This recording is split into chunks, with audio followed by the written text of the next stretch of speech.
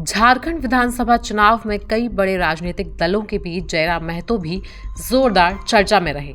हालांकि उनकी सभाओं में जो भीड़ उमड़ी, उसका असर चुनावी नतीजों पर नहीं दिखा।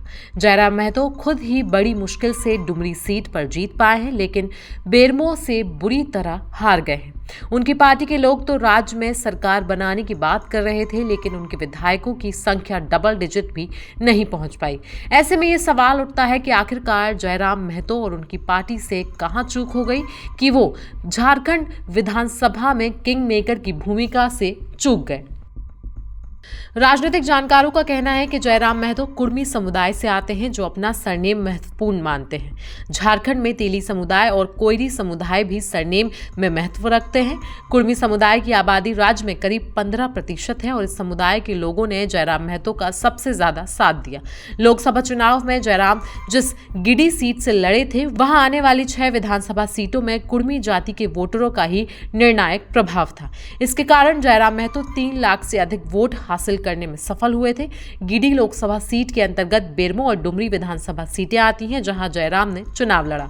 डुमरी सीट पर भी कुमड़ी समुदाय की बहुलता है और जयराम से पहले इसी समुदाय के लोग यहां विधायक बनते आए हैं। हालांकि यहां अन्य जातियों की संख्या भी अच्छी खासी है, जिनमें आदिवासी वोटर्स भी शामिल हैं।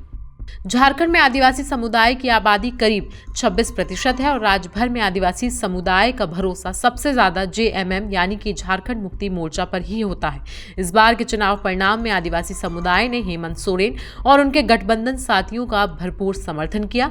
राजनीतिक जानकारों का ये भी कहना है कि आदिवासी समुदाय जयराम महतो का साथ देना चाहते थे, लेकिन कुर्मी को एसटी यानी कि आदिवासी में शामिल करने की बात को लेकर वे जयराम से नाराज हो गए।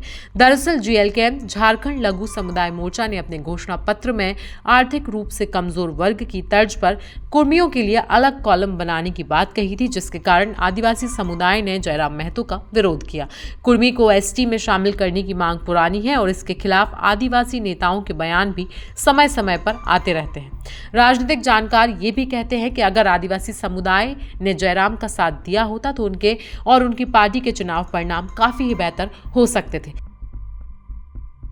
इससे पहले भी हम देख चुके हैं कि हेमंत सोरेन की पत्नी यानी कि कल्पना सोरेन की पकड़ आदिवासी महिलाओं में बहुत ज्यादा है, जिसकी वजह से भी आदिवासी वोट बैंक जो है वो सोरेन परिवार की ओर शिफ्ट हो गया। बता दें कि अपने पहले विधानसभा चुनाव में जेएलकेएम ने झारखंड की 81 सीटों में से 71 सीटों पर उम्मीदवार उतारे थे, लेकिन उन्हें केवल एक ही सीट पर जीत हासिल हो पाई। तो जयराम महतो के सियासी सफर पर आपकी राय क्या है, हमें कमेंट सेक्शन में जरूर बताएं। साथ ही साथ देश और दुनिया की बाकी खबरों के लिए बने रहें जनसत्ता के साथ।